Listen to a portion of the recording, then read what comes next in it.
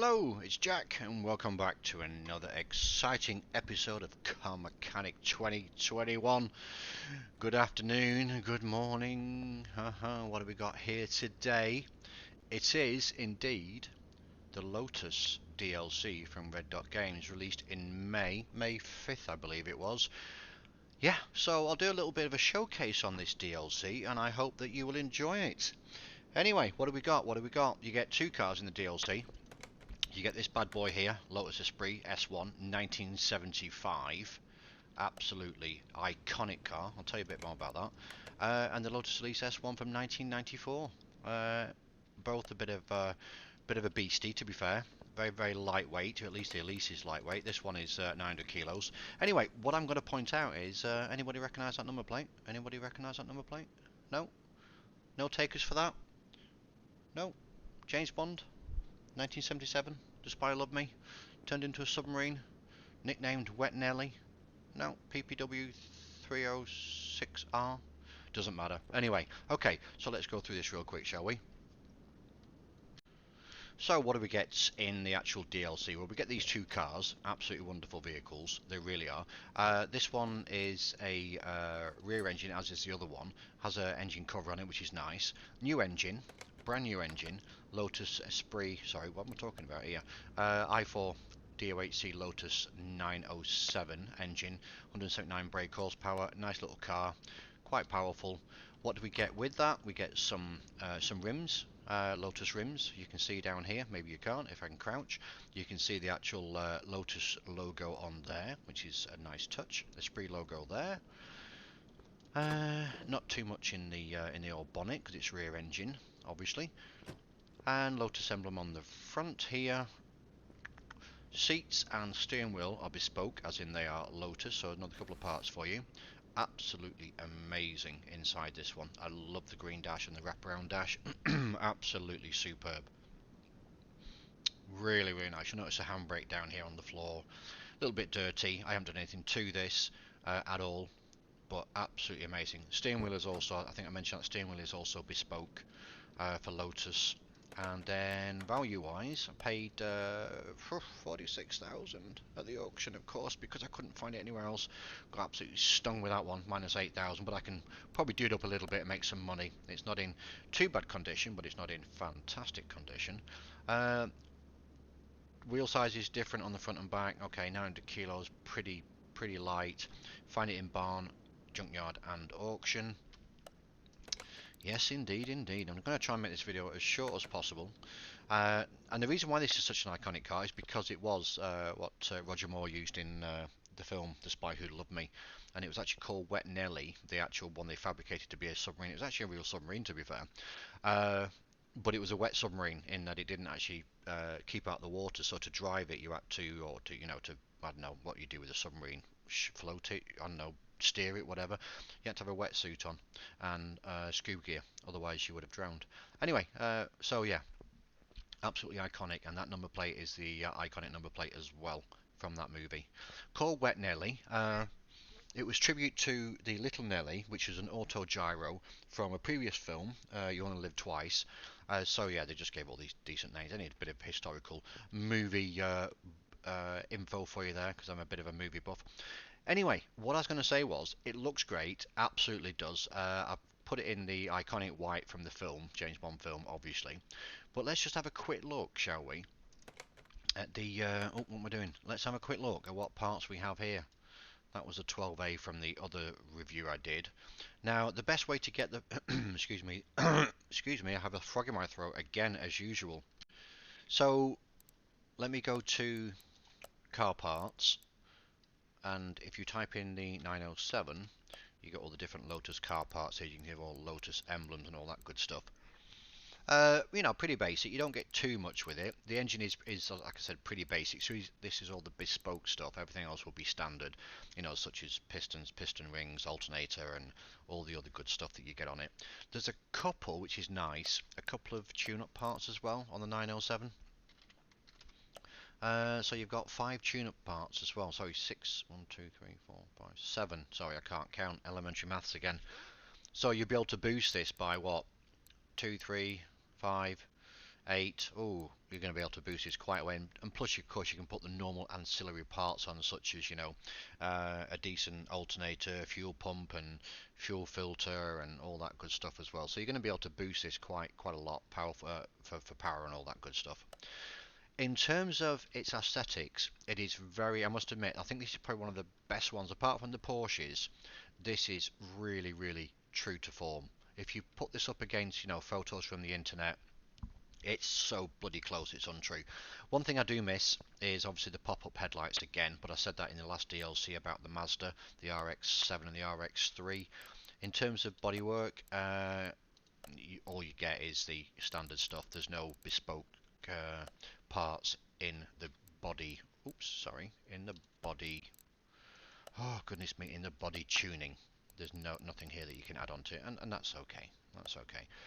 Like I said, you get the specific rims. In terms of liveries, now this makes me laugh. This does. So when they were doing the liveries, right, for these vehicles, you know, I'm sure they had a think tank. You know, they put all these people together and say, you know what, we need some liveries for this car. What can you come up with? And you spend a couple of $1 million or pounds on it, and they have this, you know, all these people in the 1970s say, yeah, we can work on that. It takes them 6 months, right? And the boss comes up and says, so what have you got for me, boys?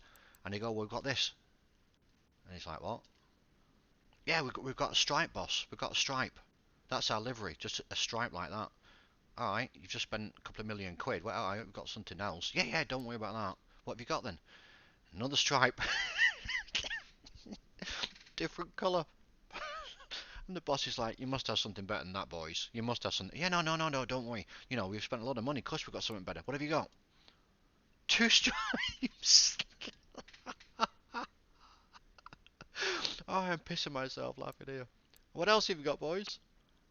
2 more stripes in yellow. Alright, you're all fired. Get out. Oh, it's brilliant. So I'm sorry, guys. That is the liveries that you actually get. It comes in quite a few nice colours, actually, to be fair. Oh, good, that tickled me pink, that did. Absolutely. Let's have a quick look at the factory colours. Got some actually pretty good colours here. I believe this one is a chrome orange, I think it's called. Apparently very difficult to colour match, but I picked the iconic white because I'm not actually quite sure what's the difference between these two. Maybe one's a graphite white. It'd be nice if they put in the actual name of the colour, you know, as it was in when it came out the factory, because all the different colours had different names, didn't they? And I think there's about 100 different colours that Lotus use. Anyway, not to worry. So that is the Lotus Esprit. Beautiful example of a car. I haven't taken it round the track, so I don't know how it handles, but I'm assuming it's going to handle pretty nice. I could be wrong there. Oh, there's that van again. Anyway, now we're back to this bad boy. This is the Lotus ELISE S1. It's so light it's untrue. It's like a go-kart. It really is. Quite high mileage. You get different rims for this one as well. One set of rims only, unfortunately. It does run the K series, which is another brand new engine. Only develops 117 horsepower, which is pretty low for a sports car. But in saying that, with the weight at being 755, I mean, you know, it's gonna throw around the track, I'm sure. Paid 24,000 for it. Already in profit 19,000 now. There's a reason why I'm in profit on 19,000, so it's not a huge money earner. As I said, also with the Mazda DLC, they're not money earners either. This one, rear engine again. The reason why I'm in profit on this one is because it has a brand new spanking new engine in it. And again, it's a standard engine. There's nothing, you know, particular apart from its aesthetics look differently than the normal RedDot, you know, default stuff. It's Yeah, I think it's a pretty engine, especially with all the crossover with the, you know, the the intake manifold here across to the exhaust system here. But it's a normal four piston inline engine, so nothing especially like stands out with it. Apart from also you've got the ELISE here on the top here, and also injection printed on the stamp here, which is nice. There's your fuel tank, so it's all very compact. Exhaust system is also specific for the ELISE as well. In terms of the parts, now let me just move it inside, just to get it in all its glory. in terms of the parts, easiest way to search for these parts for the K series engine, and again, nothing in the body tuning shop. Let me do the body workstation first. Again, standard stuff. Okay, that's what we come to expect now with the DLCs. But even so, very nicely detailed. Looks good. Also, bespoke seats and steering wheel for this model of vehicle as well. Car parts. To find the car parts, easiest way. And this is what I like, because if you're rebuilding the engine, or we're going to put a new engine in it or whatever, you with the standard stuff like the big V8s and things like that, it's sometimes you've got to troll through quite a few parts. I know you can put them into your shopping basket and all the rest of it, but this is a really easy way. So if I went to build a new engine, which I did, just select all these parts, get some pistons, piston rings, a couple of other cam gears and stuff which are generic, and it took me about, I think, literally about 5 or 6 minutes to build a brand new engine. So that was that's a nice touch. In terms of the why had to come out of that? In terms of the body tuning, not body tuning, the engine tuning stuff, again, just do K and hyphen, and you've got a couple of different things you can put in here. Bear in mind, you can also, put the radiator, what am I talking about? Uprated pistons in there, spark plugs, and all that good stuff. Alternate if you wanted to, and also, if I'm not mistaken, the throttle is a standard i4 throttle, so you could also put a normal, you don't need you've already got the uprated parts for that in the not in inventory, in the store anyway, and also the ignition coil. So if we just go back here, for example, you said, what do I have for the i4? Because this is typically an i4. You can see here, that's not the throttle for that one. Where the hell is the throttle for that one? Let me just give you another example. If I wanted to add this to the shopping list, go in here, bring up my shopping list, throttle i4, there you go. Going to add you 3%. So just because it's not, attributed to the K series, because it's a generic part, you'll still be able to spruce up this so it will absolutely fly around the track. Nice touches on this one. I think this rear what's it called? Trunk, whatever it's called. If it's covering the engine, is it still the trunk? It is, isn't it? It says there. Anyway, it doesn't matter. Nice some detailing here. Just crouch down a little bit here. You can see the ELISE and the Lotus over here. Really loving the back end with those two pipes sticking out there. Absolutely, really, really nice. Not too many parts on it. You've got a rear clamshell, rear window, 2 doors obviously, then a front clamshell, and there's no bumper per se, so it's all built into one like that. When you put it back on, obviously the front clamshell goes on first, and then the hood. Very, very straightforward. Really nice looking car. Absolutely gorgeous. And this is, I believe, is the chrome orange they call it, which apparently, like I said before, is difficult to colour match. Now, I'm not sure if it's worth actually pushing this into the paint booth, because I've already laughed so much at this, it's untrue.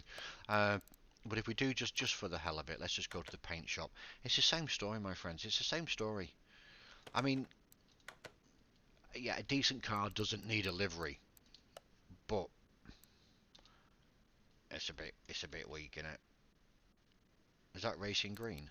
British racing green. And then they said, yeah, get some more stripes on it. So it's identical. Yeah, that's all you get.